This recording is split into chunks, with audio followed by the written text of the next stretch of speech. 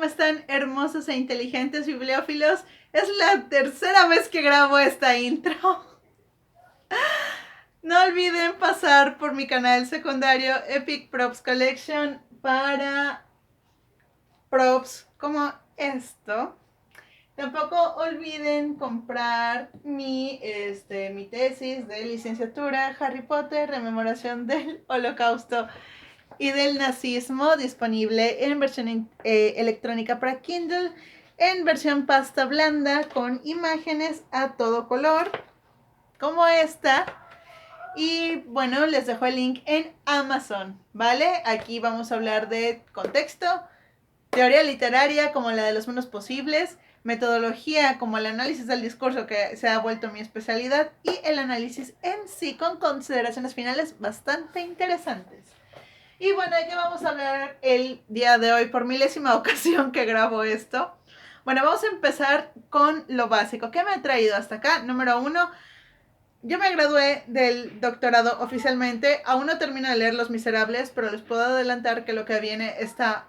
Oh my God, ¿ok? Es tan hermoso, es tan triste, pero es tan... También hasta ahorita llevamos creo que 7 medallas en los Paralímpicos. Véanlos, merecen tanto apoyo como los Juegos convencionales. Y bueno, tomando en cuenta que terminé mi doctorado, etcétera, alguien me hizo llegar una tarjeta de regalo de Sears y me dijo, gástala en lo que quieras. Y entonces estaba yo con Le Husband, de hecho fue Le Husband quien me dio la tarjeta de regalo. Estaba yo por ahí paseando en Sears, terminamos en el área de atención al cliente y regalos. Y mi atención fue capturada por los libros que habían ahí. Había muchos bestsellers, yo no tengo nada en contra de ellos, creo que pueden ser geniales. Prueba de ellos Harry Potter o Rayuela, que fue un bestseller en su época y nadie le discutiría a Cortázar eso. Había muchos que también sentía que eran bestsellers, pero de esos que literal no tienen mucho contenido, otros que se ven muy interesantes y que en algún punto deseo leer. Y había clásicos, y clásicos que yo no tengo en mi biblioteca, que es muy pequeñita. Entonces encontré estos libros. Encontré Nietoshka Nesvanova, Noches Blancas, Fyodor Dostoyevsky, El libro de la selva de Roger Kipling, Leyendas y narraciones de Becker y La Odisea de Homero. Y otro libro. Pero bueno, partamos de que cada uno de estos costó 129 pesos y el otro costó 229. De hecho, el de La Odisea lo había visto en otra edición en ese mismo lugar, pero en 200 y algo. Entonces, consejo para ustedes, no desdeñen estas áreas de estas tiendas departamentales grandes como Liverpool, Sears o las ediciones de Sanborns, que son más baratas que las ediciones de otras editoriales. No las desdeñen, al final de cuentas el contenido no va a cambiar mucho más que la traducción y de hecho vamos a hablar de eso. Entonces yo les sugiero que cuando encuentren ofertas, bueno, no era ni oferta, era su precio normal, cuando encuentren algo así y tengan la oportunidad de comprar, compren. Yo me traje 5 libros. ¿Y cuál es el quinto libro? Dirán ustedes. Naranja Mecánica.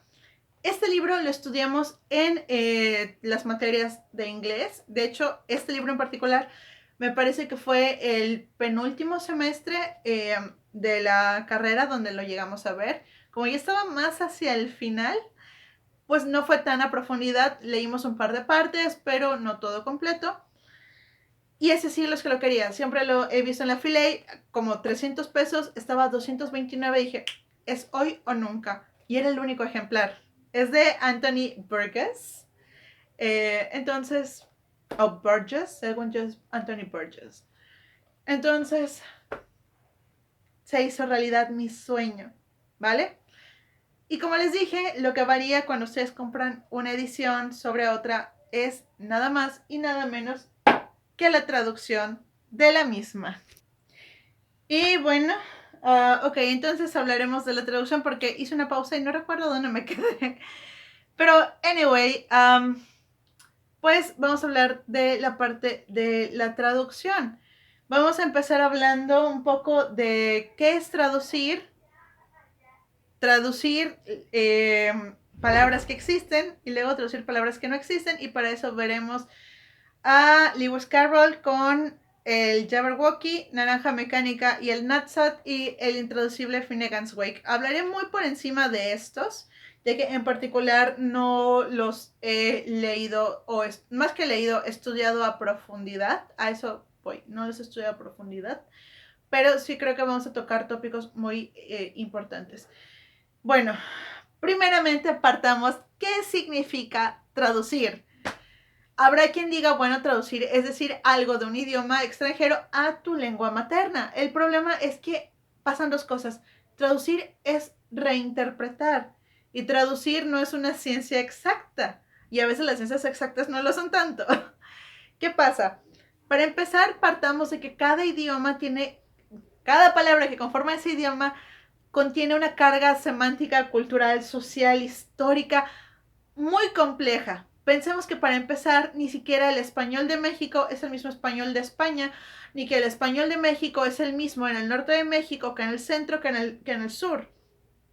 Por ejemplo, la que es la coordinadora de la carrera que yo estudié y nos daba clases de literatura española, una vez nos estaba comentando que cuando ella llegó a México y escuchó la palabra agarrar, se le hizo una palabra muy agresiva. Por ejemplo, nosotros aquí decimos, oye, agarra el celular, oye, agarra al niño de la mano, pero que sonaba, o sea, como garras. Y en cambio ahí en España es más como, coge al niño para mecerlo, cógele la mano o coge las llaves. Nosotros, por la carga cultural que tenemos, los juegos de albur y todo eso, esa palabra se nos hace más como otra cosa, para nosotros tiene otro significado y si alguien lo dice de una forma súper normal y súper X en la vida, probablemente hay alguien que le haga algún comentario insidioso o de doble sentido. Entonces, ese español no es el mismo. O, por ejemplo, si comparamos un español, entre comillas, neutro de México con un español, por ejemplo, del sureste, de las áreas como Quintana Roo, Yucatán, etcétera, hay lugares donde les dicen tajador al lápiz. Yo, bueno, no al lápiz, al sacapuntas. Y yo así como, tajador, o sea, a mí me suena como que es un cúter, pero es un maldito sacapuntas. O le dicen hombrera a los ganchos. Entonces yo pensaría que las sombreras son esas como almohadillas que iban en los hombros de los trajes de los 70s, como las que usaba Michael Jackson en sus trajecitos de lucecitas. Pero no es así. Y así vemos los cambios lingüísticos de las palabras de español a lo largo de todo el territorio nacional. Y simple y sencillamente las cosas son distintas. Y cada palabra tiene su significado en particular y su carga semántica particular, como en el caso de coger y agarrar. Ahora, cuando vamos a hablar de otro idioma, es otra cosa completamente distinta. Porque no solamente es una palabra que no es en tu idioma, sino que además tiene una cultura completamente distinta. Por ejemplo, México comparte ciertos rasgos culturales. España y México comparten un poquito menos porque son dos países distintos, pero aún así comparten algo. Ahora imagínense un país que no es exactamente igual. ¿Cómo traduce sus palabras? Vamos a ver, por ejemplo, casos, ¿cómo traduces poesía? Para empezar, vamos a partir de eso, que este libro me lo regaló mi maestra de inglés de la carrera. Este libro es una versión de los sonetos de Shakespeare, hecha por Fernando Marrufo. Y aquí se plantea una cosa. ¿Qué traduces cuando traduces a Shakespeare, los sonetos en particular? ¿Traduces palabra por palabra para que se entienda la idea de lo que dijo? ¿O traduces lo mejor que puedes intentando respetar la métrica para que el sonido sea lo importante? ¿Qué es lo importante de la poesía? ¿Lo que se dice o la musicalidad de la poesía? Obviamente en español tú vas a decir ambos, pero cuando se trata de traducir y por ejemplo traducir a Shakespeare, ¿qué traduces? ¿Qué pesa sobre qué pesa? El logro de Marrufo es que logra, dentro de la medida de lo posible, traducir ambas cosas, es decir, tanto la musicalidad como las palabras. Y en este caso, ¿qué tuvo que hacer el traductor? Intentar encontrar una palabra en español que a lo mejor no fuera exactamente igual, pero que significara lo mismo. Ya saben, los sinónimos. Para meterla, o a lo mejor forzar un poquito para que conservara la musicalidad. Yo no les voy a leer la poesía de Shakespeare porque obviamente mi inglés no es digno de leer tanta belleza, pero aquí tenemos en la edición bilingüe, pues vamos a tener que está la versión en inglés y la versión en español justo al lado para que tú puedas irla leyendo y ver qué cosas son distintas, qué cosas son iguales. Entonces, traducir no es como agarras un diccionario y te pones a traducir, no. Tienes que pensar la intencionalidad del autor, tienes que pensar el significado del contexto en el cual se dijo también, porque eso también nos puede decir si a lo mejor agarrar es más apropiado o coger es más apropiado. Y también el contexto de recepción. ¿Lo vas a traducir para México o lo vas a traducir para España o para Argentina? O sea, nosotros en México nos quejamos mucho de el doblaje de España, de Escuadrón Suicida, a todo gas y cosas por el estilo. Pero es que hay que ver los contextos. O el Sayonara Baby en lugar de Hasta la Vista Baby. De Terminator. Traducir es reinterpretar. Y aquí también nota personal. Hay un libro por aquí que tengo que se los voy a mostrar. Aquí está. Este libro se llama Bautizando a Harry Potter. Y una de las cosas que, o sea, está buenísimo. Yo lo utilicé para hacer mi tesis. Se los recomiendo. Es de Luke Bell. Pero, pequeño problema con la traducción. Yo digo, alguien que traduce algo, sobre todo un texto que es ultra conocido como Harry Potter y que tiene películas, ¿por qué no traduce las cosas como están traducidas en el libro? Aquí yo siento que es un poco también chamba del traductor averiguar si estas palabras que son inventadas tienen traducción o cómo se han manejado, digamos como que en la especie de canon que tiene el texto en español, porque obviamente esa es una versión en español. Creo que es traducida en Argentina. Y a mí me llama la atención que a Ravenclaw lo traducen acá como Club Garra de Cuervo en lugar de la casa de Ravenclaw, que en inglés lo dicen tal cual, The House of Ravenclaw. O sea, la casa, no club. Problemas del traductor. Y en español lo ponen como Ravenclaw en las películas, en los doblajes, porque el traductor no pudo investigar que así se decía en español. Digo, Gryffindor es una, y aquí vamos a pasar al galimatazo o al Jabberwocky, es una palabra valija que viene de Griffin, grifo, de or, de, mi francés es horrible, que decir de oros, es una palabra en francés, es una palabra que agrupa dos significados de dos palabras en francés y bueno, nos da Gryffindor, como Hogwarts, que es una contracción de hog, o sea, cerdo, y warts, verrugas, un cerdo verrugoso, tiene que ver con la historia de Hogwarts, ustedes la saben mejor que yo, no es cierto, yo lo sé mejor, pero vamos, que son estas palabras que luego son difíciles de traducir, ¿cómo las traduces? Entonces, el traductor tiene que ver qué se ha hecho o qué se ha dicho anteriormente de esto, hacer la chamba que no hizo el traductor de acá, que hizo un buen trabajo en general, pero tiene esos pedacitos que tú dices, oye, es que esto no es así. Entonces, ¿qué pasa cuando llegamos a Lewis Carroll? Él llega a utilizar esta técnica de las palabras valija, agrupar dos significados para crear otro completamente distinto, proveer de musicalidad a las cosas que quiere decir. Por ejemplo, tenemos el Jabberwocky. Les voy a leer el poema del Jabberwocky, que se me hace más fácil de leer que la poesía de Shakespeare, y luego les leeré mi traducción, la traducción que yo hice para mi clase de inglés. Es mía, no me la vayan a robar o los demando. Y de ahí hablaremos de Naranja Mecánica y Finnegan's Wake. Ok, voy a leer la versión en inglés, que por cierto, hay una canción hecha por Donovan, no es canción, es el poema con música, narrado por Donovan, y que está muy hermosa esa canción, pero bueno. El Jabberwocky.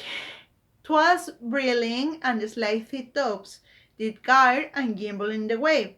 All mimsy were the borogoves and the mom rats outgrave. Beware the Jabberwock, my son, the jaws that bite, the claws that catch. Beware the Jub bird, and shun the furious Bandersnatch. He took his vorpal sword in hand. Long time the man's known foe he sought, so rested he by the Tum tree, and stood awhile in thought. And as in offish thought he stood, the Jabberwock with eyes of flame, came whiffling through the tall yew wood and burbled as it came. 1, 2, and through and through. The vorpal blade went snicker-snack, and he left it dead, and with its head he went galumphing back. And hast thou slain the Jabberwock? Come to my arms, my beamish boy. O frabjous day, Callooh, Callay, he chortled in his joy. 'Twas brilling, and slithy tops did gar and gimble in the wave. All mimsy were the borogoves, and the mom rats outgrabe. Aplausos. Bien, ahora, como se dan cuenta, hay palabras que no existen, que solo nos suenan como algo. Digo, si ustedes entienden inglés, les sonará a algo dentro de mi mala pronunciación. Pero bueno, voy a leerles ahora lo que yo traduje para mi clase de inglés y les voy a explicar un poco cómo lo hice. Y en este caso, Jabberwock lo traduzco como galimatazo, puesto que es la versión más aceptada de traducción del Jabberwocky que se tiene en español. Entonces intento conservar también eso, tomando en cuenta lo que les había dicho, investigar cómo ha sido en el canon en general. El Jabberwock, el galimatazo. Allá va brilando y el gerente ator ajustafó y merigoso en el olar. Todos los Mikami fueron los borogovios y el gallatas afuera del turmujo. Ten cuidado del galimatazo, mi hijo, las fauces que muerden, las garras que agarran. Ten cuidado del pájaro Hup Hup y esquiva al furmioso Ligelnox. Él tomó su espada vorpal en mano, hacía tiempo al maxinomo enemigo él vio, tan descansado bajo el árbol Tum Tum, y estuvo un rato cavilando. Y entonces en orpe pensamiento se quedó. El galimatazo con ojos de llama vino boflando atravesando el sonidero bosque y burjeando mientras venía. 1, 2, 1, 2 y atravesando. La vorpal espada hizo shish shash, lo dejó muerto y con su cabeza fue volteando de regreso. ¿Y tú te apurantaste a asesinar al galimatazo? Ven a mis brazos, mi muchacho Benserchor. Oh frabulloso día, Callooh, Callay, riseí en su alegría. Allá va brilando y el gerente ator ajustafó y merigoso en el olar. Todos los Mikami fueron los borogovios y el gallatas afuera del turmujo. Ok, tampoco se entiende, pero hay palabras, otra vez que son intraducibles. Por ejemplo, número 1, ¿cómo lo hice? Hay una maquinita que creo que fue muy popular en los 90s, donde tú ponías una palabra, ya sea en español o en inglés, y te daba su equivalencia en el otro idioma, así como el traductor de Google. Entonces, me salían sugerencias o me decía error, y entonces yo intentaba descomponer con mi poco léxico de inglés qué palabras podrían ser, y así irlas traduciendo en español a partir de eso. ¿Qué intenté hacer yo? Más que conservar la métrica de Carroll, intenté traducir literalmente el poema, es decir, palabra por palabra. Entonces, por ejemplo, la primera palabra que él utiliza, que es twas, T-W-A-S, que viene de there was, ahí estaba, yo la traduzco como hallaba, ahí estaba. Otras palabras que a lo mejor son como propias. Bueno, galimatazo ya les expliqué en lugar de Jabberwocky, pero por ejemplo, de Job Bird, o sea, el pájaro Hup Hup, digo, bueno, Hup Hup sí puede estar en español. Pero, por ejemplo, cuando vamos al Bandersnacht, a mí me sonó como alemán el nombre, que puede ser como, a lo mejor, y realmente es inglés, porque el alemán y el inglés son lenguas sajonas.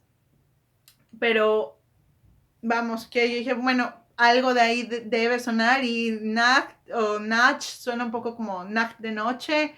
Entonces dije, bueno, ¿cómo lo puedo poner, pero como su versión en español? Dije, ¿qué idioma proviene del español o tiene relación con el español, pero que se oiga distinto? Y dije, el latín. Entonces Nox es noche, entonces Ligelnox. Y así lo fui haciendo, atravesando o Benserchor, cosas por el estilo, o Callooh, Callay, Yahoo, Yahey, y así. Entonces así lo estuve haciendo.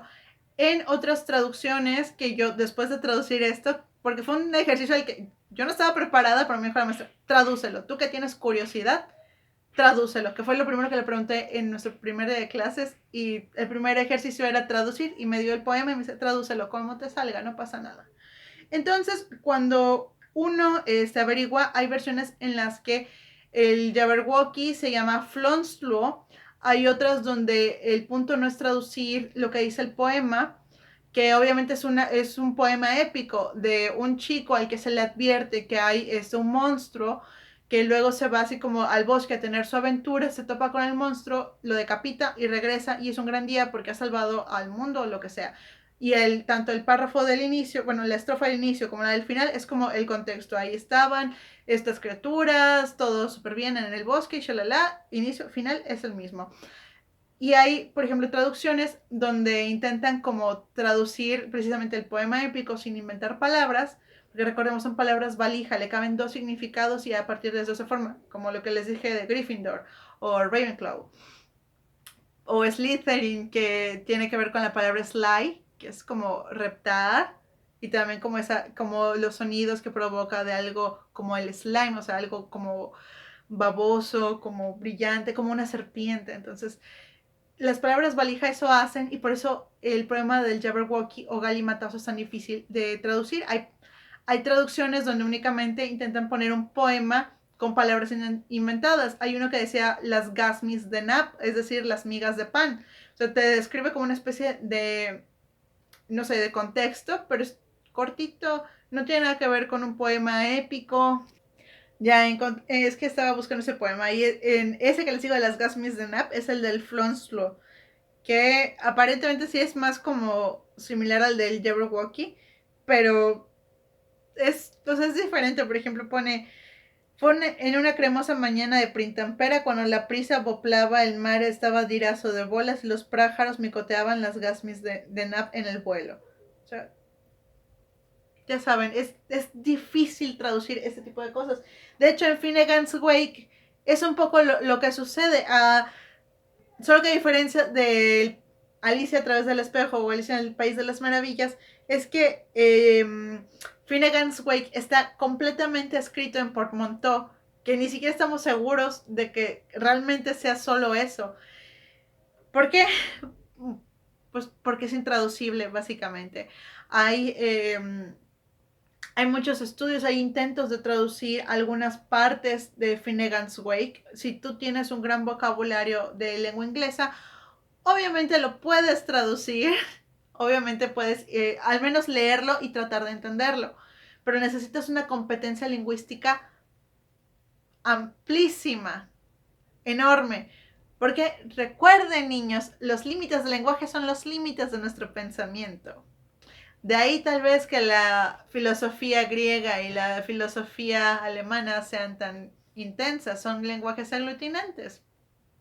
Anyway, entonces, Finnegan's Wake tiene eso, utiliza palabras por montón. Aquí no tengo ejemplos realmente que darles porque otra vez es intraducible. Pero, ¿qué hace el traductor? Yo que intenté apegarme, traducir palabra por palabra. Bueno, ya vimos que el Flonslo ahí me equivoqué, se me fue. Pero sí, él intenta traducir no palabra por palabra, pero sí como que la esencia, e inventar un nuevo contexto. Entonces, cuando pasamos a otros textos como Naranja Mecánica de Anthony Burgess, que de hecho se llama casi como un amigo, les dejo el enlace al canal de este amigo aquí en la descripción. Pasa algo muy interesante. Él, a diferencia de Carroll o de Joyce, no utiliza palabras portmanteau o palabras valija. Él utiliza algo que él describe como una rusificación del cockney.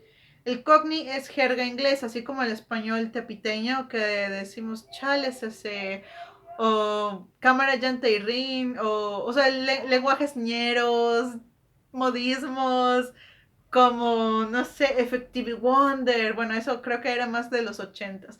Pero ustedes saben a lo que me refiero, desde que ese tipo de vocabulario, pues el cockney, ya saben, como ese tipo de español que tenemos en ciertas regiones, de cierto tipo de estratos que se mueven más en el habla popular. Pues bueno, y ahora a ese español intenta traducirlo o juntarlo con otro idioma que también puede ser aglutinante, como es el ruso, ufas, niños, ufas.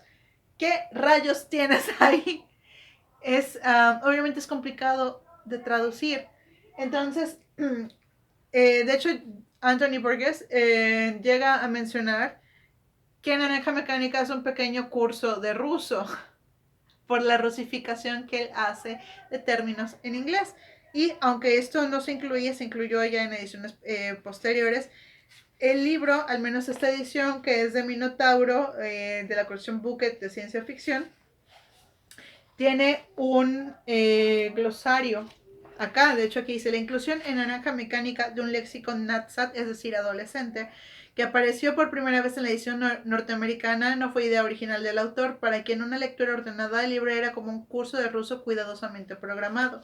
Este glosario NatSat español, en cambio, ha contado con la colaboración de Anthony Burgess, quien propuso la mayor parte de las posibles equivalencias y algunas variantes fonéticas.